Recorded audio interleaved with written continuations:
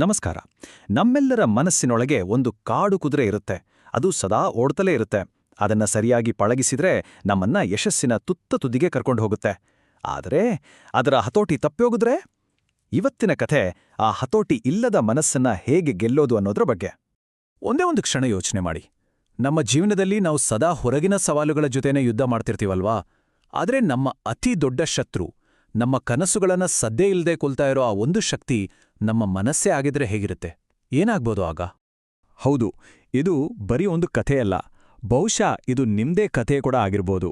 ನೋಡ್ತಾ ಇರಿ, ಈ ಕಥೆಯ ಕೊನೆಯಲ್ಲಿ ಜೀವನದ ದಿಕ್ಕನ್ನೇ ಬದಲಿಸೋ ಒಂದು ಅದ್ಭುತ ಕೀಲಿಕೈ ಸಿಗಲಿದೆ. ಹಾಗಾಗಿ ಈ ಪ್ರಯಾಣದಲ್ಲಿ ನನ್ಜೊತೆ ನೀವು ಕೊನೆಯವರೆಗೂ ಇರಲೇಬೇಕು. ಈ ಥರದ ಸ್ಫೂರ್ತಿದಾಯಕ ಕಿಡಿಗಳು ಪ್ರತಿದಿನ ನಿಮ್ಮನ್ನ ತಲುಪಬೇಕು ಅಂದ್ರೆ ನಮ್ಮ ಈ ಪ್ರಯತ್ನಕ್ಕೆ ನಿಮ್ಮ ಪ್ರೀತಿಯ ಬೆಂಬಲ ಕೊಡಿ. ಮರೆಯದೆ ಈಗಲೇ ಸಬ್ಸ್ಕ್ರೈಬ್ ಬಟನ್ ಮೇಲೆ ಕ್ಲಿಕ್ ಮಾಡಿ. ಪ್ರಾಮಾಣಿಕವಾಗಿ ಹೇಳಿ, ಏನೋ ಒಂದು ಮುಖ್ಯವಾದ ಕೆಲಸ ಶುರು ಮಾಡಬೇಕು ಅಂತ ಕೂತ ತಕ್ಷಣ ನಿಮ್ಮ ಫೋನಿಂದ ಬಂದ ಒಂದೇ ಒಂದು ನೋಟಿಫಿಕೇಶನ್ ನಿಮ್ಮ ಇಡೀ ಗಮನವನ್ನ ಕದ್ಬಿಟ್ಟಿದೆಯಾ? ಆ ಕ್ಷಣದಲ್ಲಿ ಎಷ್ಟೋ ಬೇಜಾರಾಗಿರುತ್ತಲ್ವಾ? ನಿಮ್ಮ ಅನುಭವನ ಕಾಮೆಂಟ್ಸ್ನಲ್ಲಿ ನಮ್ಮ ಜೊತೆ ಹಂಚಿಕೊಳ್ಳಿ. ಸರಿ, ಹಾಗಾದ್ರೆ ಬನ್ನಿ ಇವತ್ತಿನ ನಮ್ಮ ಕಥಾನಾಯಕ ರಯಾನ್ ಜಗತ್ತಿಗೆ ಹೋಗೋಣ. ಅವನೊಬ್ಬ ತುಂಬಾನೇ ಬುದ್ಧಿವಂತ ಹುಡುಗ. ಕಣ್ಣು ತುಂಬ ಕನಸುಗಳಿದ್ವು, ಆದರೆ ಅವನ ಮನಸ್ಸು ಮಾತ್ರ ಹಿಡಿತವೇ ಇಲ್ಲದ ಒಂದು ಗಾಳಿಪಟದ ಹಾಗೆ. ಅಷ್ಟೆಲ್ಲ ಪ್ರತಿಭೆ ಇದ್ರೂ ಆ ಚಂಚಲ ಮನಸ್ಸು ಅವನನ್ನ ಹೇಗೆ ಹಿಂದೆ ಕೆಳೆಯುತ್ತಿತ್ತು ಅಂತ ನೋಡೋಣ ಬನ್ನಿ. ನೋಡಿ, ರಯಾನ್ಗೆ ಡಾಕ್ಟರ್ ಆಗ್ಬೇಕು ಅನ್ನೋ ಕನ್ಸು ಸ್ಫಟಿಕದಷ್ಟು ಕ್ಲಿಯರ್ ಆಗಿತ್ತು. ಆದರೆ ರಿಯಾಲಿಟಿ? ಅಯ್ಯೋ, ಅವನ ಮನಸ್ಸು ಒಂದು ಬಿರುಗಾಳಿ ಇದ್ದ ಹಾಗೆ. ಪುಸ್ತಕ ಓಪನ್ ಮಾಡಿದ ತಕ್ಷಣ phone notification, social media scrolling, ಹಗಲುಗನಸುಗಳು, ಹೀಗೆ ಎಲ್ಲವೂ ಅವನನ್ನ ತನ್ನತ್ತ ಸೆರೆಟಾಯಿತು. ಆಮೇಲೆ ಓದಿದ್ರೆ ಆಯ್ತು ಅನ್ನೋ ಮಾತು ಅವನನ್ನ ಪ್ರತಿದಿನವೂ ಸೋಲಿಸ್ತಾ ಇತ್ತು. ಅವನಲ್ಲಿ ಒಂದು ಜ್ವಾಲಾಮುಖಿಯಷ್ಟು ಶಕ್ತಿ ಇತ್ತು, ಆದರೆ ಶಿಸ್ತು ಇಲ್ಲದ ಮನಸ್ಸು ಆ ಬೆಂಕಿಯನ್ನ ಆರಿಸ್ತಾ ಇತ್ತು. ಹೀಗೆ ದಿನಗಳು ಹೋಗ್ತಾನೇ ಇದ್ದು. ಆದರೆ ಒಂದು ದಿನ ಅವನ ಜೀವನದ ದಾರಿಯನ್ನೇ ಬದಲಿಸುವಂಥ ಒಂದು ಘಟನೆ ನಡೆತು. ಅದು ಅವನ ಕನಸಿನ ರೆಕ್ಕೆಗಳನ್ನೇ ಕತ್ತರಿಸಿ ಹಾಕಿದ ಒಂದು ನೋವಿನ ಪಾಠವಾಗಿತ್ತು. ಆ ಸ್ಕಾಲರ್ಶಿಪ್ ಪರೀಕ್ಷೆಯ ರಿಸಲ್ಟ್ ಬಂದಿತ್ತು. ರಯಾನ್ ಫೇಲ್ ಆಗಿದ್ದ. ಆ ಒಂದೇ ಒಂದು ಮಾತು ಅವನ ಹೃದಯವನ್ನ ಚೂರ್ಚೂರ್ ಮಾಡಿತ್ತು.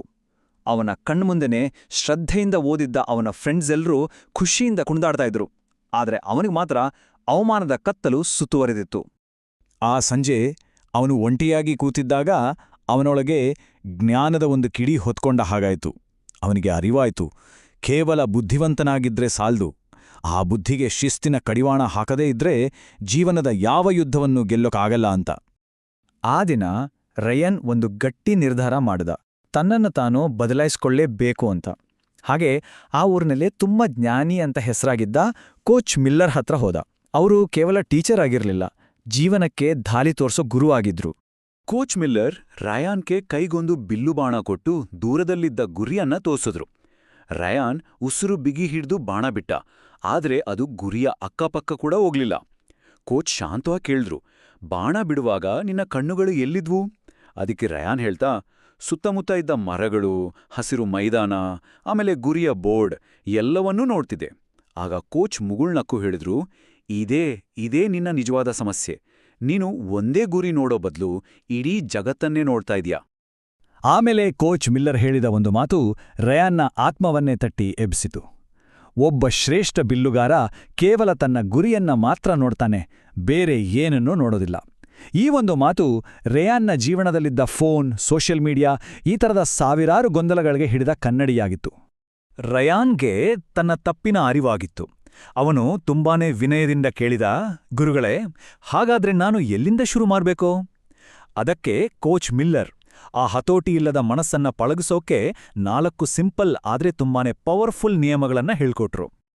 ಆ 4 ಗೋಲ್ಡನ್ ರೂಲ್ಸ್ ಇವು. ಮೊದಲನೇದು, ನಿಮ್ಮ ಆಲೋಚನೆಗಳ ಮೇಲೆ ಹಿಡಿತ ಸಾಧಿಸಿ. ಮನಸ್ಸು ಎಲ್ಲೆಲ್ಲೋ ಓಡ್ದಾಗ ಪ್ರೀತಿಯಿಂದ ಅದನ್ನ ಮತ್ತೆ ಕೆಲ್ಸದ ಕಡೆಗೆ ತನ್ನಿ. ಎರಡನೇದು, ಒಂದು ದಿನಚರಿಯನ್ನ ಮಾಡಿ. ಓದೋಕೆ ಮತ್ತು ರೆಸ್ಟ್ ಮಾಡೋಕೆ ಸರಿಯಾದ ಟೈಮ್ ಫಿಕ್ಸ್ ಮಾಡಿ. ಮೂರನೇದು, ನಿಮ್ಮ ಗಮನವನ್ನ ಬೇರೆಡೆ ಸೆಳೆಯುವ ವಸ್ತುಗಳಿಂದ ದೂರ ಇರಿ. ಓದುವಾಗ ನಿಮ್ಮ ಫೋನ್, ಟಿವಿ ಎಲ್ಲವನ್ನೂ ದೂರ ಇಡಿ. ಮತ್ತು 4ನೇದು, ತಾಳ್ಮೆಯಿಂದ ಪ್ರತಿದಿನ ಪ್ರಾಕ್ಟೀಸ್ ಮಾಡಿ. ಶಿಸ್ತು ಅನ್ನೋದು ಒಂದೇ ದಿನದಲ್ಲಿ ಬರೋದಿಲ್ಲ. ಸಣ್ಣ ಸಣ್ಣ ಹೆಜ್ಜೆಗಳೇ ದೊಡ್ಡ ಗೆಲುವಿಗೆ ದಾರಿ ಮಾಡಿಕೊಡುತ್ತೆ. ರಯಾನ್ ಆ ದಿನದಿಂದ ಆ 4 ನಿಯಮಗಳನ್ನೇ ತನ್ನ ಜೀವನದ ಮಂತ್ರ ಮಾಡಿಕೊಂಡ. ಅವನೊಳಗಿಂದ ಆ ಕಾಡು ಕುದುರೆಯನ್ನ ಅವನು ಪಳಗಿಸೋಕೆ ಶುರು ಮಾಡ್ದ. ಇದು ಅವನ ಜೀವನದ ಒಂದು ಹೊಸ ಅಧ್ಯಾಯಕ್ಕೆ ನಾಂದಿ ಹಾಡಿತು. ಸೋಲಿನ ಬೂದಿಯಿಂದ ಎದ್ದು ನಿಂತು ಯಶಸ್ಸಿನ ಶಿಖರವನ್ನ ಏರೋ ಪಯಣ ಶುರುವಾಲಿತ್ತು. ಅವನ ಬದಲಾವಣೆಯನ್ನು ನೋಡಿ, ಎಂಥ ಅದ್ಭುತ ಪಯಣ ಅಲ್ವಾ? ಮೊದಲು ಗೊಂದಲ ಮತ್ತು ಅವಮಾನದಲ್ಲಿ ಮುಳುಗಿದ್ದ ರಯಾನ್ ಈಗ ಶಿಸ್ತು ಮತ್ತು ಏಕಾಗ್ರತೆ ಬೆಳಕಿನಲ್ಲಿ ಮಿಂಚುತ್ತಿದ್ದ. ಪರೀಕ್ಷೆಯಲ್ಲಿ ಸೋತಿದ್ದವನು ಮುಂದಿನ ಪರೀಕ್ಷೆಯಲ್ಲಿ ರಾಜ್ಯಕ್ಕೆ ಫಸ್ಟ್ ಬಂದಿದ್ದ. ವೇಸ್ಟ್ ಆಗ್ತಿದ್ದ ಅವನ ಟ್ಯಾಲೆಂಟ್ ಈಗ ಸ್ಕಾಲರ್ಶಿಪ್ ರೂಪದಲ್ಲಿ ಅವನನ್ನ ಅಪ್ಪಿಕೊಂಡಿತ್ತು. ಕೊನೆಯಲ್ಲಿ ಕೋಚ್ ಮಿಲ್ಲರ್ ಹೇಳಿದ ಈ ಮಾತು ಈ ಸಂಪೂರ್ಣ ಕಥೆಯ ಸಾರಾಂಶ.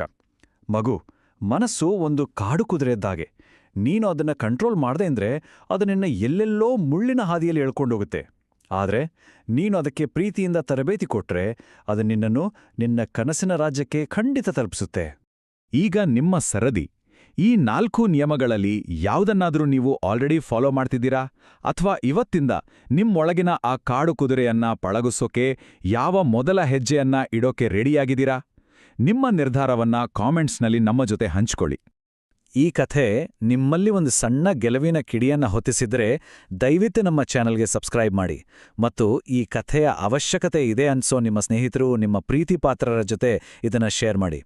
ನೆನ್ಪಿಡಿ, ನಿಮ್ಮ ಒಂದು ಶೇರ್ ದಾರಿ ತಪ್ಪಿದ ಇನ್ನೊಬ್ಬ ರಯಾನ್ಗೆ ದಾರಿದೀಪವಾಗಬಹುದು. ಧನ್ಯವಾದ.